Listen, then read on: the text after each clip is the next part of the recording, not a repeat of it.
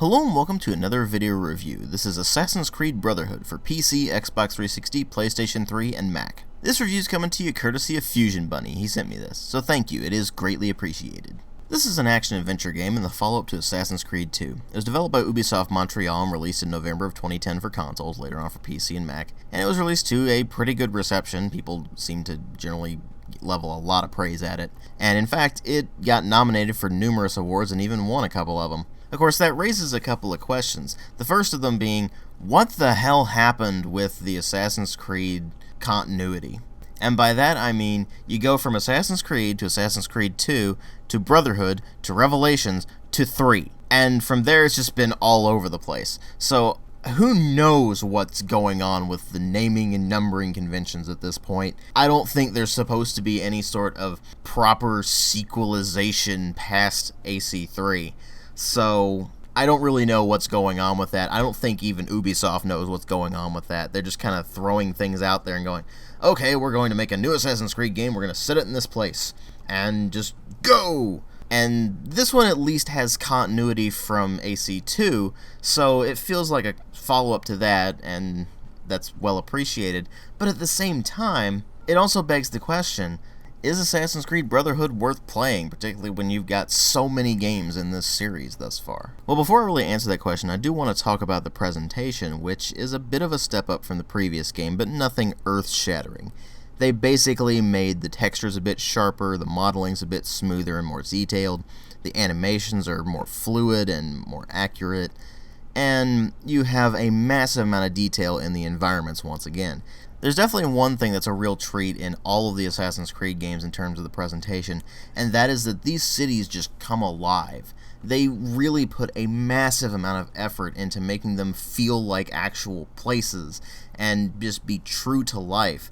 The attention to detail is just staggering, and it really does pay off in this thing.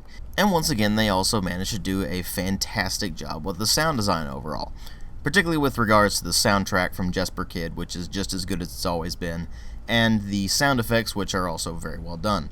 The city chatter is very, very nice. It really helps the cities come alive, and the voice acting in general is pretty good for the most part. You do have some overblown accents here and there, but then again, these are voice actors trying to play Italian characters. It's going to happen no matter what you try to do, because that's just what happens when people try to put on Italian accents. Goofy things happen. But even then, it's not really enough to take you out of the experience, and at times it's actually kind of endearing. But obviously what really matter here are the story and the gameplay, and the story in this is that once again you play as Desmond Miles. But who gives a crap about that? What you really want to hear about is the story of Ezio Auditore, which is the story within a story here.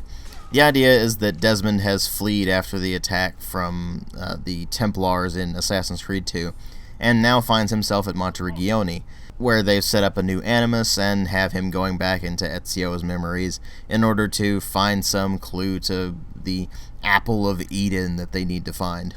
And from there you go into the plot that you actually want to hear about. But before I really go into that, I do want to mention they did improve some of Desmond's stuff in this game. Namely, they made him have a bit more character development. He actually has some vague semblance of a personality now, instead of just being this stick in the mud like he was in the previous two games. And the other characters also have some kind of personality to them, but you don't really care in the long run, and the overarching plot becomes so completely ridiculous that you can't possibly get invested in it. If you do, I can't possibly comprehend how you managed to do that, because the twist in this thing is basically aliens. Methinks the developers at Ubisoft have been watching way too much Ancient Aliens. Anyway, what you really want to hear about is, of course, Ezio Auditore's plot, where, following the events of Assassin's Creed 2, he heads back to Monteriggioni for some much-needed R&R, and eventually that becomes a target of a Borgia attack, and he is left fleeing and eventually ends up in Rome, where he teams up with Machiavelli to basically bring Rome back to its former glory after it's been under the thumb of the Borgias for too long, and it's basically fallen into ruin. So not only does Ezio have to basically restore Rome to its former glory, But he also has to restore the Assassin's Guild to its former glory, because following the attack on Monteregione, there wasn't much left of the guild, and they really did have to regroup and find new avenues for everything. And so most of the game actually is you building up your forces as the new Assassin's Guild, and using those resources to stop the Borgia in whatever way you can.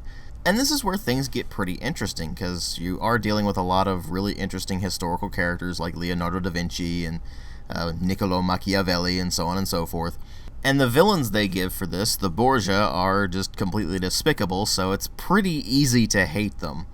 Unfortunately, they kind of have one note, and that's just mwahahaha. So, unfortunately, they fall into the trap of being pretty much just one-dimensional villains, and just being villains as opposed to kind of being actual characters.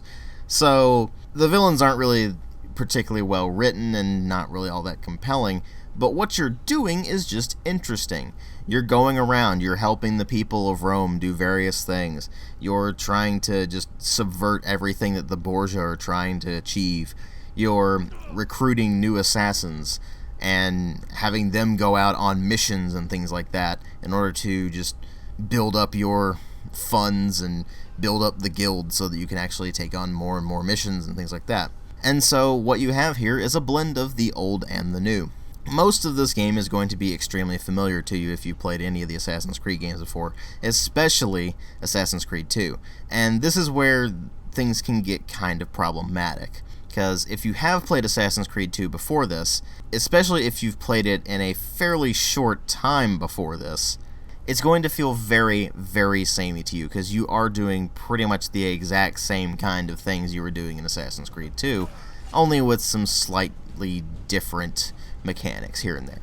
For example, combat is almost exactly the same as it was in the previous Assassin's Creed games. The counter button is the win button, and they tried to change this up a bit by making attacks more powerful, but you don't really care.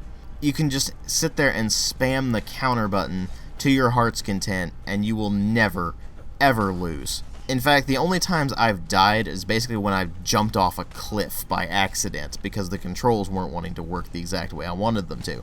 And so, that should tell you something about this game. It's way too easy, and that's another thing that Assassin's Creed 2 did very, very wrong. The combat is just not at all compelling.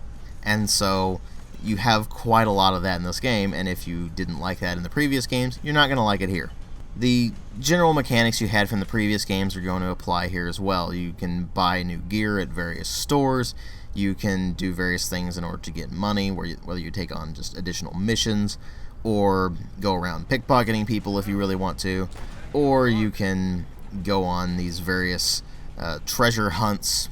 Although in this game they have some bizarre subplot with the Romulus faction, which I never really followed it. I didn't really give a crap, to be honest with you.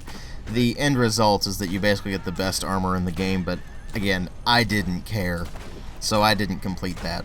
Especially after having played through one of the lairs of Romulus. It's almost exactly the same as the various treasure dungeons, so to speak, that you had in Assassin's Creed 2. They're just a bunch of these parkour puzzles, if you can call it that just get kind of annoying. And so I didn't really bother with them. But you will, of course, need quite a few florins in this game, because you will need to rebuy all of your gear. At least in this game, they did manage to give you a legitimate reason for having lost all your gear, and that was, of course, the attack on Monteregione. But at the same time, it's one of those very obvious contrivances where they had to do the whole Metroidvania abilities, as I've heard it called, where they give you all these cool abilities at the very beginning of the game and then take them all away from you so that you've had that taste of what it's like in the future, and so you had to work back towards that. I hate that. It's just a terrible way of actually giving the player any sort of goals in this game. Particularly when you've got so many missions where they just block things off from you until you've completed the actual story missions. And so, blocking all this stuff off and having that all teased to you at the very beginning of the game actually ends up being more annoying than anything else. This isn't one of the better games that does abilities. But anyway, you're going to need those florins in order to build your gear up. You're also going to need it to renovate various places in Rome where you're going to be just fixing up buildings where it's going to be new stores or these tunnel entrances, which are basically the fast travel system in this game, where Rome is a very big city, and it's actually very nice that they managed to include a fast travel system and have some sort of actual context for it. The idea is that you go into these tunnel entrances and you use the network of tunnels underneath Rome in order to get to a different location very quickly. And so what you had to do is you had to actually renovate the tunnel entrances in various locations. Now it's worth noting that to renovate something you have to first destroy the Borgia towers that are controlling the area, which is incredibly annoying for a variety of reasons. The first of them being that these are also the viewpoints, so you actually need to scale them in order to synchronize the area around you and actually get a map. And to actually be able to destroy the towers, you need to first kill the Borgia captains that are sitting around the area, and they will of course flee, and so you need to take them out very quickly. Now, early on in the game, this can be a very big problem. Later on, however, once you've gotten access to a series of assassin recruits and have enough that you can actually launch the storm of arrows, basically they're done. And you don't need to worry about it anymore, because that ability is ridiculously overpowered. It kills all of the guards in a given area, and you just basically walk into an area, hold the button down, suddenly a just torrent of arrows down upon your foes, and instantly you can just walk away like nothing happened. And so once you've dealt with that situation with incredible ease, like you do with everything else in this game because you're an unstoppable juggernaut of death, you scale the tower, you press the B button, you destroy the tower, and then you just continue about your merry way, and you're now able to renovate things in that given area. Woo! Now, I've mentioned assassin recruits, where you can actually get these characters throughout the course of the game, once you hit a certain point in the story anyway. And you get them by destroying Borgia towers, which will unlock the ability to help citizens that are around Rome from these corrupt guards. And once you take out all the guards, you can recruit them into the order, and now they are a low-level assassin recruit. And what you can do is you can call them in for support when you're actually fighting, and they'll drop in, they'll take out a few guys, and then they'll leave. Or they can be used to call them the storm of arrows, of course, if you have enough of them. And the other thing you can do is you can send them on missions. Now, these missions are a cool idea in theory, where you have your assassins going off and learning the trade by doing it effectively, where they'll level up over time, they'll get better and better at what they do, they'll get skill points that you can put into their armor and weapons to upgrade them. You can customize the way they look by altering their color palette, as well as, of course, they have different appearances depending on just the NPC models, of course. And you can send them on these various missions that will give them not only experience, but on occasion, if you get the right kind of mission parameters, they will give you items that you can use to complete store quests, which is basically just fetch me these generic items that you just find around the world on occasion, at random. It's tiresome, and so these missions kind of help out with that, but even then, it's still kind of annoying. Now, if you're going on the higher difficulty missions, obviously you're going to need more of these recruits, and you're going to need more of the higher level ones for them to actually be pulled off. The thing is, the way the missions are set up, it's basically like a Flash game. If you've ever played any of those zombie games, basically, where you have your group of survivors and you send off a couple of the survivors to various locations to scavenge for resources or something like that, and it's basically just a meter that ticks down and you just wait for it to end. That's exactly what happens here. So it's a cool idea, but they never really go anywhere with it. And it's kind of a shame, because it is Assassin's Creed Brotherhood. They should have put a lot more emphasis on the fact that you are creating the Assassin Brotherhood and having these really cool kind of strategic mechanics because of it. But they don't. They just kind of relegate it to out-of-the-way stuff and instead focus exactly on what Ezio is doing at any given point, which more often than not is just kind of running errands for people. Because whenever he tries to actually get anything done, people will just pop him in the way and need help, or his target just runs off and he evades capture once again. So the point I'm making is that the new content here isn't really enough to differentiate it from Assassin's Creed 2 in terms of its core gameplay. It's some different features that are kinda interesting at first, but lose their luster very, very quickly. And the new equipment that you get just makes your job even easier. They gave you a crossbow now, which is basically just an instant kill ranged weapon with pretty much pinpoint accuracy, which you kinda already had in that pistol, except that now it's at a longer range and it's considered a silent takedown. And of course the last thing that you need is for your job to be easier in this game, because the game's already too damn easy to begin with, to the point where it becomes kind of boring. And while it is nice that they do model the city of Rome in such great detail and have these various ways of getting around with not only fast travel but also boats and horseback, and they added in some horseback takedown mechanics and such like that too, so that's kind of cool. But again, it all wears thin very quickly, particularly when you have to go from one place to the other on foot, especially towards the beginning of the game when you don't have all of the tunnel entrances unlocked, and so you can't actually fast travel to all that many places. It gets very, very tiresome. And thus the major problem with Assassin's Creed Brotherhood rears its head.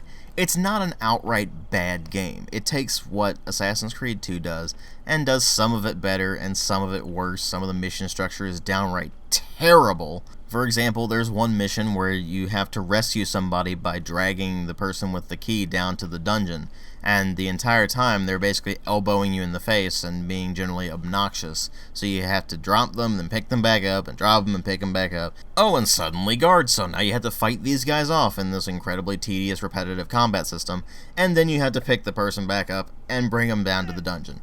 And then there are the instant fail stealth missions, where if you're detected, you instantly lose and have to restart from the last checkpoint, which is infuriating, because the stealth mechanics in this game are terrible. You basically can hide, and that's kind of it. You can't sneak. You can just kind of walk into a place and sit down on a bench or blend in with the crowd, and that's kind of it. If anything, it makes me wonder how a game like this would do if it actually had a very robust stealth system. It might actually be really cool, but we'll probably never know, because this is an action-adventure series first, and stealth is not even really a factor. So what ends up happening here is that you have basically just more of the same. Assassin's Creed Brotherhood isn't a bad game, by any stretch of the imagination. It's just not really a huge step up from the previous game, and it doesn't really do enough to reinvent the franchise to make it something that would be compelling to people who are just already tired of it even after the first two games. Now, it should be noted that they did also add in a fairly acclaimed multiplayer mode, which I actually did not get a chance to play because nobody plays it anymore. So I can't really talk about that other than saying basically that you get a target and you have to hunt that target down and take them out in this sort of assassin versus assassin gameplay. It's kind of cool, actually. It's just that, again, I couldn't play it because nobody's actually playing the thing, so all I got to do was the tutorial, which was awful. And for some bizarre reason on the PC version, my controller worked fine in the single-player portion of the game. Everything was already bound to all of the buttons and everything. But when I got to the multiplayer part, for some bizarre reason, I had to set all of the controls manually, and it wouldn't register the triggers, so I couldn't really do much with that. And the controls ended up being just clunky and awkward in general. So that was problematic. But other than that, the multiplayer seemed like it could have been kind of cool. But I still don't really think that's enough to bring this thing up from just average status. It's not a bad game, and if you liked Assassin's Creed 2, you'll probably like Brotherhood. But for me, where Assassin's Creed 2 kind of wore on almost too long, and I'm just tired of this stuff already, because it's just the same thing as it was previously with some slight alterations here and there. I really wanted something that actually shook things up, and this doesn't deliver that. So if you're like me, then you probably won't get all that much out of Brotherhood.